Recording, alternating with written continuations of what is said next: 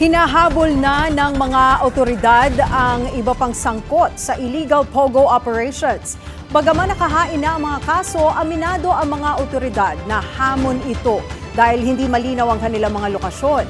Sino-sino ang susunod na posibleng masampulan matapos ang itinataw na habang buhay na pagkakakulong kay dismissed Bamban Mayor Alice Guo.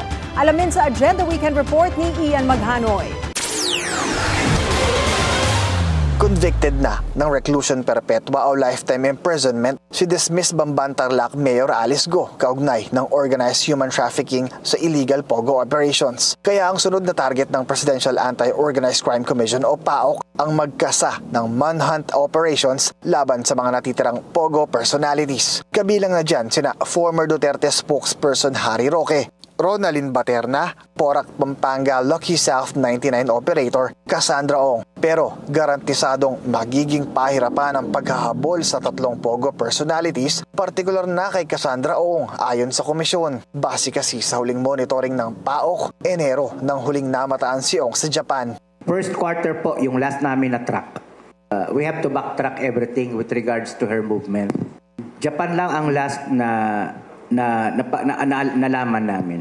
Umexit anya si Ong sa bansa matapos siyang palayain mula sa Correctional Institution for Women sa Mandaluyong City dahil sa contempt order na ipinataw ng Kamara. Nauna nang nag-issue ang Department of Justice ng Immigration Lookout Bulletin Order o ILBO kay Ong. Pero paglilinaw ng PAOC, hindi ito nangangahulugan na wala ng karapatan si Ong na lumabas ng bansa, lalo na't wala pang formal na kasong nakahain laban sa kanya na mangyari ito. Kaya't pinalayaan niya si Ong bago ang transition ng 19th Congress patawid ng 20th Congress noong Hulyo.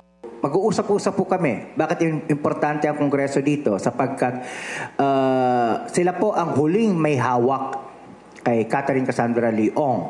So, we have to check nung nagkaroon ng release order si Cassie Leong, kanino nila turn over. Samantala, yellow notice lang daw ang kayang hingin ng Philippine government mula sa Interpol para kay Harry Roque habang ongoing ang asylum application nito sa the Netherlands. Sa ilalim ng yellow notice, lokasyon lang umano ng target ang maaaring ipagbigay alam ng Interpol sa requesting country.